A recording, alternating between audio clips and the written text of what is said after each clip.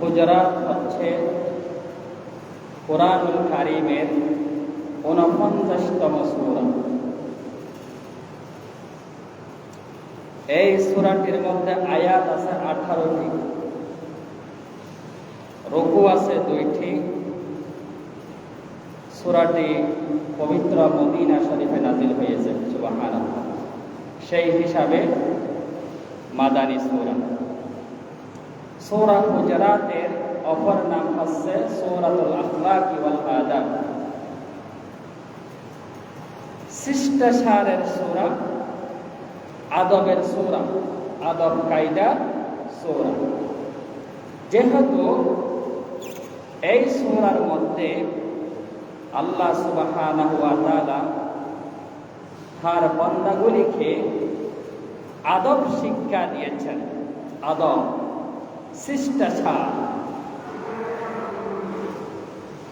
এই সূরাটি হচ্ছে একটি বিধান সম্পর্কিত একটি সূরা। এই সূরাতে আল্লাহ পাক রব্বুল আলামিন সামাজিক বিধিবিধান তুলে ধরেছেন। কোরআন হচ্ছে এমন একটা কিতাব, যেই কিতাবে মানুষের ব্যক্তিগত জীবন থেকে শুরু করে আন্তর্জাতিক জীবন পর্যন্ত সব কিছু স্পষ্টভাবে আল্লাহ পাক বর্ণনা করেছেন। আল্লাহ বলেছেন, আমি এই কোরআনে কোনো জিনিস বাদ দিই নাই, সব কিছু এই কোরআনে আমি স্পষ্টভাবে বর্ণনা করেছি।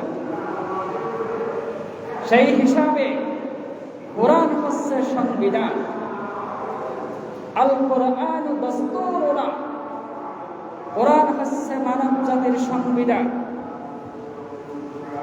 সংবিধানে লেখা আছে, এই কোরআন আমাদেরকে শিক্ষা দিয়েছে একজন মানুষ তার জীবন কিভাবে পরিচালনা করবে, তার ব্যক্তিগত জীবন, সামাজিক জীবন, পারিবারিক জীবন, অর্থনৈতিক, আন্তর্জাতিক জীবন কিভাবে পরিচালনা করতে হয়, সব কিছু কোরআন আমাদেরকে শিক্ষা দিয়েছেন।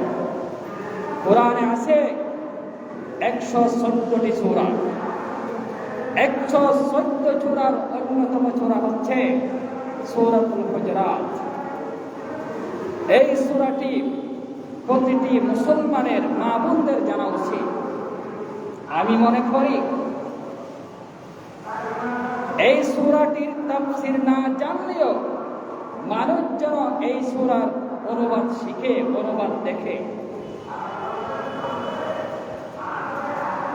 এই সূরাটিতে অনেকগুলি বিধিবিধান আল্লাহ পাক আমাদের জন্য রেখেছেন। সুতরাং এই সূরার প্রথম মৌলিক বিষয় হচ্ছে, প্রথম শিক্ষা হচ্ছে আল্লাহ ও তার রাসূলের আনুগত্য করা। 1 নম্বর শিক্ষা। মানুষ একমাত্র আনুগত্য করবে কার? আল্লাহ। আনুগত্য করবে কার? রাসূল পাক সাল্লাল্লাহু আলাইহি সাল্লামের। আল্লাহ রাব্বুল আলামিন জানিয়ে দিয়েছেন সারা পৃথিবীর মানুষ, ইয়া আইয়ুহাল্লাযীনা আমানু লা তুকাদ্দিমু বাইনা ইয়াদাইল্লাহি ওয়া রাসূলিহি ওয়াত্তাকুল্লাহ ইন্নাল্লাহা সামিউন আলীম। আল্লাহ পাক বলেছেন, ইয়া আইয়ুহাল্লাযীনা আমানু, ওহে বিশ্বাসীগণ, ওহে ঈমানদারগণ, লা তুকাদ্দিমু, তোমরা অগ্রগামী হইও না, বাইনা ইয়াদাইল্লাহি ওয়া রাসূলিহি, আল্লাহ এবং তার রাসূলের চেয়ে আল্লাহ এবং তার রাসূলের সামনে সামনে হেঁটো না, তার পিছনে পিছনে হেঁটো। ওয়াত্তাকুল্লাহ, এবং মহাবিশ্বের রবকে ভয় করে চলো। ইন্নাল্লাহা সামিউন আলিম, নিশ্চয় আল্লাহ শুনেন এবং জানেন। এই একটা আয়াত, এই আয়াতে এটা শিক্ষা দিয়েছে যে আনুগত্য, এখানে আনুগত্যের কথা বলা হয়েছে, আল্লাহর আনুগত্য, রাসূলের আনুগত্য।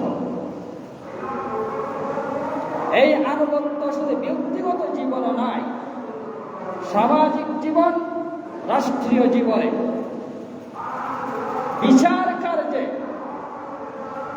বিচার কার্যে কোরআনের আনুগত্য, কোরআন সামনে রেখে বিচার করা,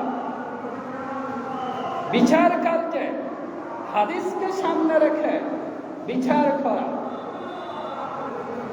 রাসূল করিম সাল্লাল্লাহু আলাইহি সাল্লাম হযরত মুআজ ইবনে জাবালকে বিচারপতি নিযুক্ত করে যখন ইয়ামানে পাঠাচ্ছিলেন, তখন হযরত মুআজ ইবনে জাবালকে আল্লাহ রাসূল বললেন, হে মুআজ, তুমি কিভাবে মানুষের কাছে বিচার করবা? মানুষের সামনে তুমি রায় কিভাবে দিবা? হযরত মুআজ বললেন, আল্লাহকে সামনে রেখে তথা আল্লাহর কালামকে সামনে রেখে আমি বিচার করব, ন্যায় বিচার করব। অতঃপর বিশ্বনবী বললেন, শোনো মুআজ, ফয়সালা দেওয়ার মতো যদি কোনো সন্তান কোরআনের মধ্যে যদি না থাকে, কোরআনের মধ্যে যদি না পাও, তাহলে তুমি কিভাবে বিচার করবা? হযরত মুআজ বললেন, বিশ্ব নবীর হাদিস, নবীজির আনুগত্য করব, আল্লাহর রাসূলের আনুগত্য করব, হাদিস অনুযায়ী আল্লাহর রাসূলের সনদ, আল্লাহর রাসূলের তরিকা অনুযায়ী আমি মানুষের মাঝে মীমাংসা করব। বিশ্ব নবী আবার বললেন, শোনো মুআজ, ফয়সালা দেওয়ার মতো যদি কোনো বিধান তুমি কোরআনে না পাও, হাদিসে না পাও, তাহলে মানুষের মধ্যে কিভাবে তুমি মীমাংসা করবা? হযরত মুআজ ইবনে জাবাল বললেন, ইয়া রাসূলুল্লাহ, ইয়া হাবিবাল্লাহ, মীমাংসা করার মতো যদি কোনো সন্তান, কোনো ফয়সালা কোরআনেও যদি আমি না পাই, হাদিসেও যদি না পাই, তাহলে আমি গবেষণা করব, ইজতিহাদের মাধ্যমে মানুষের কাছে বিচার করব। সুবহানাল্লাহ। দেখেন, এরপরে মুআজ ইবনে জাবাল এই কথা বলার পরে আল্লাহর রাসূল মুআজের বুকের মধ্যে হাত রেখে বললেন, আল্লাহ, তোমার শুকরিয়া আদায় করি, তোমার কৃতজ্ঞতা আদায় করি যে তার রাসূলের পাঠানো একজন প্রতিনিধিকে ইনসাফের উপর, ন্যায়ের উপর বিচার ফায়সালা করার মতো আপনি তৌফিক দান করেছেন। সুবহানাল্লাহ। সুতরাং সূরা হুজরাতের 1 নম্বর মৌলিক শিক্ষা হচ্ছে আল্লাহ এবং তার রাসূলের আনুগত্য করা। আতিউল্লাহ ওয়া আতিউর রাসূল, আল্লাহ বলেছেন তোমরা আল্লাহর আনুগত্য করো এবং আনুগত্য করো তার রাসূলের, এতেই জীবন সুন্দর, এতেই জীবন সুন্দর। জীবন যদি সুন্দর করতে চান, আল্লাহ এবং তার রাসূলের দেখিয়ে যাওয়া পথের উপর আমাদেরকে চলতে হবে। সূরা হুজরাতের 2 নম্বর শিক্ষা হচ্ছে আল্লাহ এবং তার রাসূলের সম্মান মর্যাদা রক্ষা করা। আল্লাহ এবং তার রাসূলের সম্মান মর্যাদা রক্ষা করা সূরা হুজরাতের 2 নম্বর মৌলিক শিক্ষা। আল্লাহ রাব্বুল আলামিন কোরআনুল কারীমের ভিতরে বলেছেন, ইয়া আইয়ুহাল্লাযীনা আমানু লা তারফাউ আসওয়াতাকুম ফাওকা সাওতিন নাবী ওয়া লা তাজহারু লাহু বিকওলি কাজহারি বা'দিকুম লিবা'দিন আতাহবাতা আমালুকুম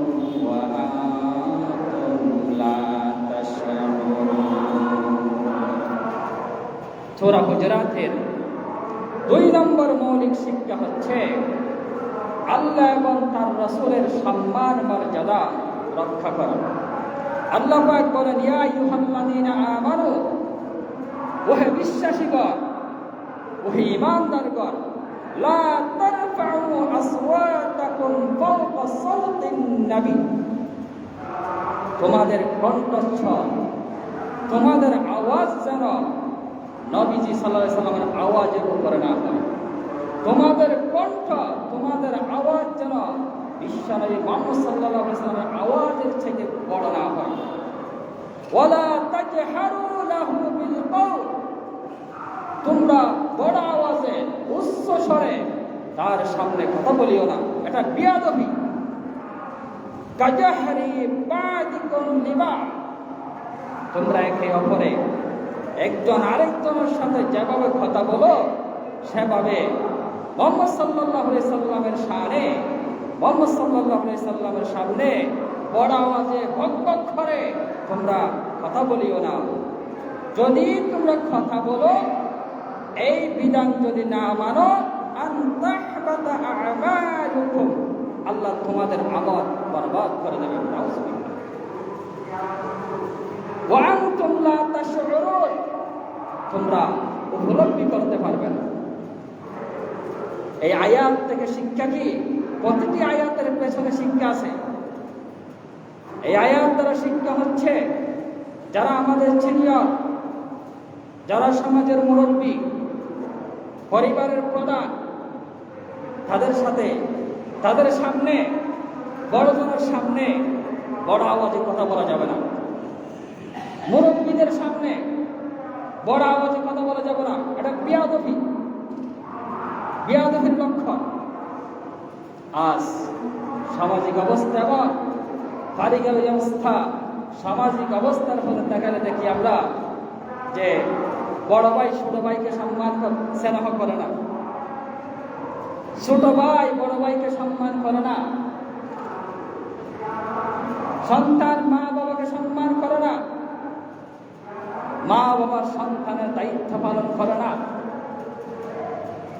ছাত্র শিক্ষকের সামনে বড় আওয়াজে কথা বলে ছাত্র শিক্ষকের মর্যাদা রক্ষা করছে না। আদব একেবারে চলে গেছে। আল্লাহ আদব শিক্ষা দিয়েছেন, সূরা হুজুরাত নাজিল করে আদব শিক্ষা দিয়েছেন। আদব, এই সূরার বিষয়বস্তু হচ্ছে আদব, কায়দা, শিষ্টাচার, আচরণ শিক্ষা দেওয়া, এই সূরার বিষয়বস্তু। এক ভাই আরেক ভাইকে সম্মান করে না। মুরব্বীদের সামনে মানুষ কিভাবে বসবে, যুবকরা কিভাবে বসবে, সেটাও জানে না। আজ দিন দিন যুবকরা আদবহীন হয়ে যাচ্ছে। আল্লাহ আদব শিক্ষা দিয়েছে।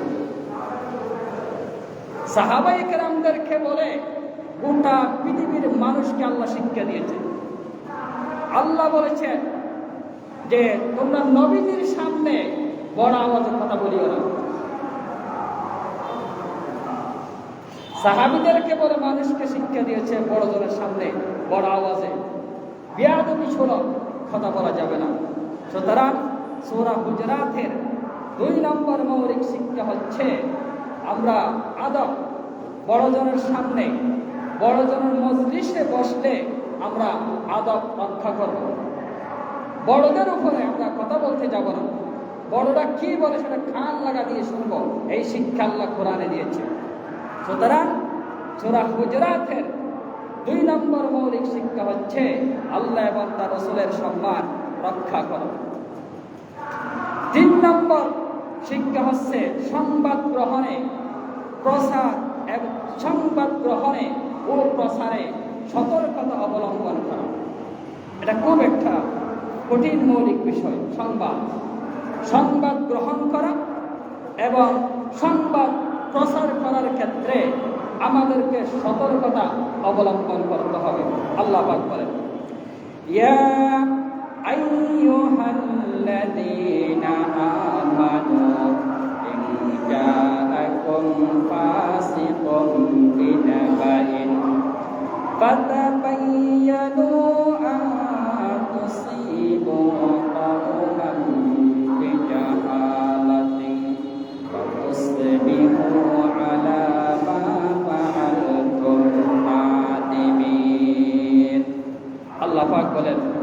ইয়া আইয়ুহাল্লাযীনা আমানু, প্রতিটি আয়াতে ঈমানদারদেরকে সম্বোধন করছে।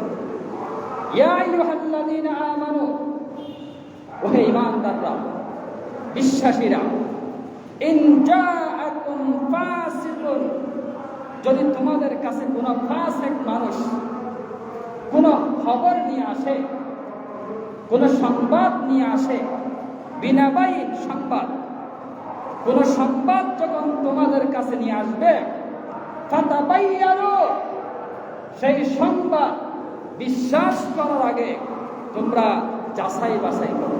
ফাতাবাইয়ানু আমল ছিগা, তোমরা যাচাই বাছাই করো।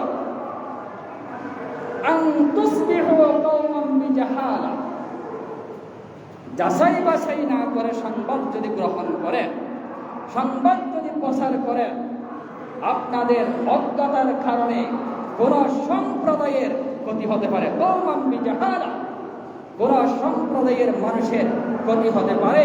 পরবর্তীতে ফাতুসবিহু আলা মা ফাআলতুম নাদিমিন, এই সংবাদ প্রচার করার ক্ষেত্রে পরবর্তীতে আপনাকে লজ্জিত হতে হবে।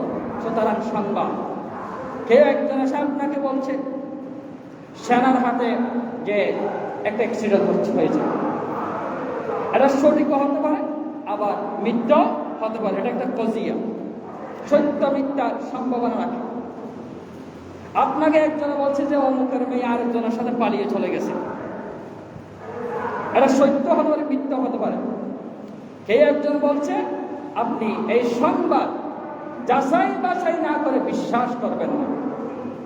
বর্তমান হচ্ছে আধুনিক যুগ, যে ফেসবুকের যুগ, মিডিয়ার যুগ। ফেসবুকের সংবাদ সহজে আপনারা বিশ্বাস করবেন না, সত্যের সাথে ভুয়া বেশি হয়। কিছুদিন আগে আমরা দেখেছি একজন সন্তান তার মাকে হত্যা করেছে, মিডিয়ার মধ্যে তুলপাড় এটাই নিয়ে। সন্তান তার মাকে, গর্ভধারিণী মাকে হত্যা করেছে। আবার একটা সংবাদ দেখলেন, সন্তান তার বাবাকে জবাই করে দিছে। এরকম জঘন্য জঘন্য আমরা সংবাদ দেখি। আবার দেখা যায় যে স্বামী তার স্ত্রীকে হত্যা করেছে, স্ত্রী তার স্বামীকে হত্যা করেছে। এই সমস্ত সংবাদ যদি সামনে পড়ে কেউ যদি বর্ণনা করে, এগুলো সহজে বিশ্বাস করবেন না। আল্লাহ বলেছেন ফাতাবাইয়ানু, এই সংবাদ তোমরা সত্যতা যাচাই বাছাই করো, আগে যাচাই করো তারপরে বিশ্বাস করো। যাচাই বাছাই না করে যদি সংবাদ প্রচার করেন, এতে আপনার ক্ষতি হবে, পরে আপনাকে লজ্জিত হতে হবে। আলা মা ফাআলতুম নাদিমিন, আল্লাহ বলেছেন খবর যদি সত্য না হয়, পরে আপনাকে এই সংবাদ, মিথ্যা সংবাদ প্রচারের কারণে আপনাকে লজ্জিত হতে হবে। যে সংবাদ ছড়ানো হয়েছিল সন্তান তার মাকে হত্যা করেছে, কিছুদিন পরে আবার আসলো এটা ভুয়া নিউজ, সন্তান মাকে হত্যা করে নাই। একজন মানুষ মিথ্যাবাদী হওয়ার জন্য এতটুকু যথেষ্ট যে সে যা শোনে তা প্রচার করে, সে যা শোনে তা প্রচার করে। যা শোনে তা প্রচার করা এটা জঘন্য অপরাধ, জঘন্য পাপ। এই জন্য সংবাদ, কেউ কিছু বললে ফেসবুকের ঘটনা সহজে আপনারা বিশ্বাস করতে যাবেন না। এখন খুব দলাদলির সময়, কেউ কাউকে সাথ দিচ্ছে না। একদল আরেক দলের বিরুদ্ধে কথা, একদল আরেক দলের বিরুদ্ধে মিথ্যা মিথ্যা যে সংবাদ প্রচার করছে। সুতরাং সংবাদ গ্রহণ করার ক্ষেত্রে, প্রচার করার ক্ষেত্রে আমাদেরকে সতর্কতা অবলম্বন করতে হবে। আল্লাহ পাক বলেন, ইন জাআ ফাসিকুন, যদি কোনো ফাসিক কোনো সংবাদ নিয়ে আসে, সেই সংবাদ সহজে বিশ্বাস করবা না, যাচাই বাছাই ছাড়া। এটি হচ্ছে সূরা হুজুরাতের 3 নম্বর মৌলিক শিক্ষা। সূরা হুজুরাতের 4 নম্বর মৌলিক শিক্ষা হচ্ছে পারস্পরিক বিবাদ মীমাংসা করা। মীমাংসা, যদি দুইটি দল একে অপরের সাথে যদি সংঘর্ষ হয়, যুদ্ধ লেগে যায়, সমাজে একজনের সাথে আরেকজনের, একজন ভাই আরেকজন ভাইয়ের সাথে যদি ঝগড়া হয়, আল্লাহ বলেছেন তোমরা সেটা মীমাংসা করে দাও। সামাজিক মানুষ বসে তোমরা সেই জিনিসটা মীমাংসা করে দাও। কারণ আল্লাহ বলেছেন ফাসলিহু বাইনাহুমা বিল আদল,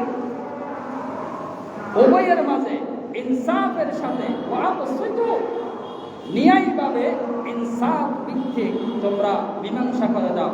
ইন্নাল্লাহা ইউহিব্বুল মুকসিতিন, আল্লাহ বলেছেন আমি ইনসাফকারীদেরকে ভালোবাসি। সুতরাং বিচার করতে গেলে সেখানে ইনসাফ কায়েম করবেন, আদল ইনসাফ।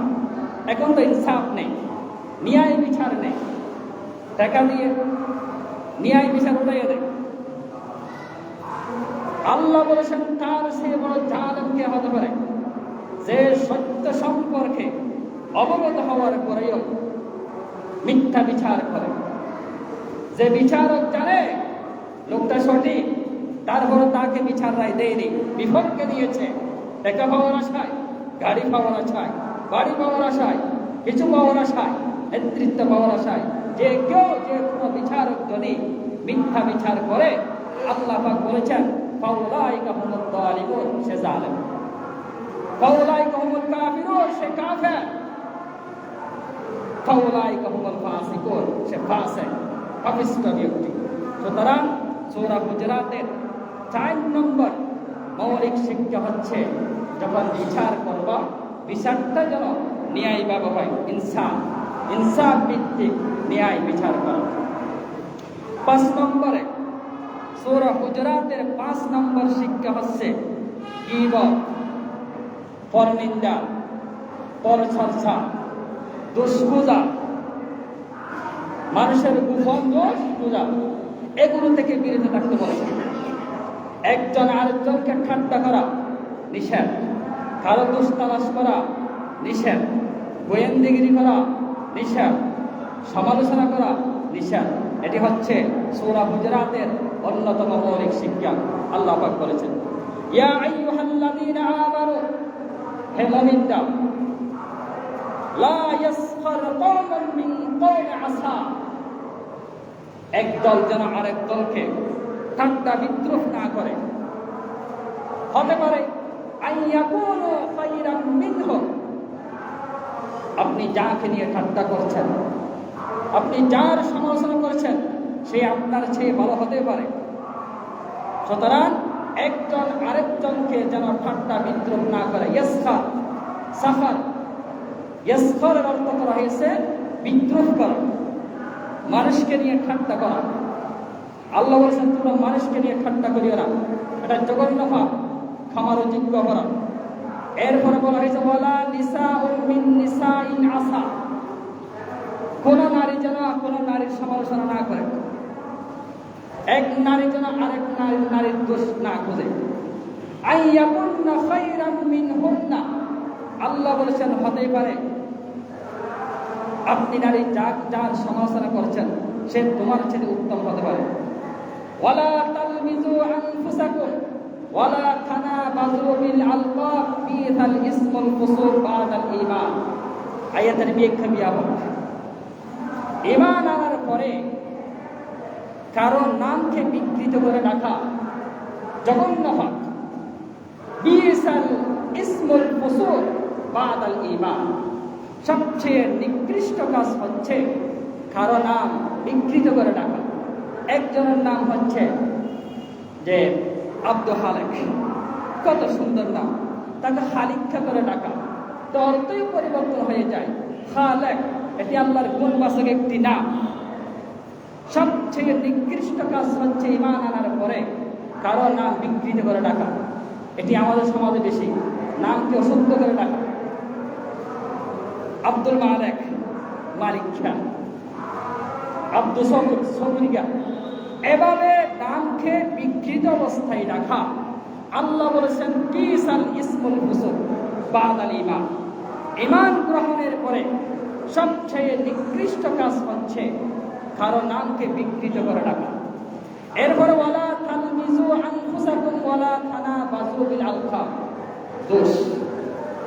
দোষ বুঝাবুঝি যাবে না, পরনিন্দা পরচর্চা করতে আল্লাহ পাক সূরা হুজুরাতে আমাদেরকে শিক্ষা দিয়েছেন। এরপরে এরপরের আয়াতে বলা হয়েছে যে সূরা হুজুরাতের অন্যতম শিক্ষা হিসাবে দিয়েছেন মানুষের পরচর্চা পরনিন্দা করা যাবে না।